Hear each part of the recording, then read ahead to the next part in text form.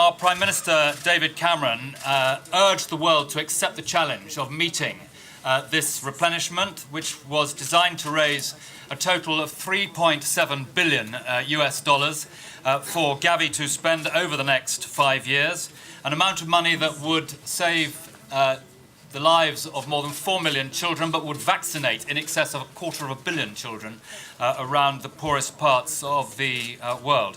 I'm delighted to be able to say that we have exceeded the figure of $3.7 billion that we set ourselves, and we have reached firm pledges for a sum of $4.3 billion US dollars at the pledging conference today. It's simply the incredible impact that makes this a cause that appealed to everyone here.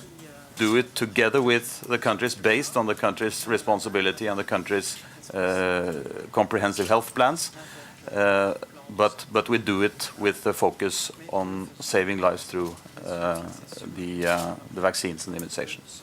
GAVI is brilliant in the way in which it takes this agenda forward, because 80% of its funding is spent on vaccines. It's a brilliant organisation doing brilliant work, very cost-effective, outstanding value for money, and we owe it to our taxpayers in Britain with this ring-fenced budget to ensure that every penny we spend, every penny we take from hard-earned taxpayers is really used to secure these brilliant results on the ground. Yeah, the magic that we all try to achieve is that for the poorest countries, which GAVI is addressing, that the prices basically represent only a slight bit more than the marginal cost. And so we're very careful to use deep expertise to look at what does it cost to build these factories, what are the cost of the ingredients, what are the cost of getting the regulatory approvals, and make sure we're not spending any more than we have to. Now, across Africa, speaking for Africa in particular, immunization rates are up, infant mortality is down across the board. In some countries, it's more dramatic than others. And because of this alliance, we do have access to vaccines that were formerly available only to the Western world.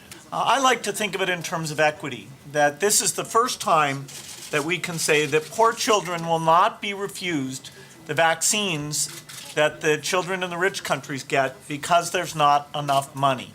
So I just want to thank everybody for this incredible milestone. 4 hours is a long time, but if you can save 4 million lives in 4 hours, it's well worth every minute.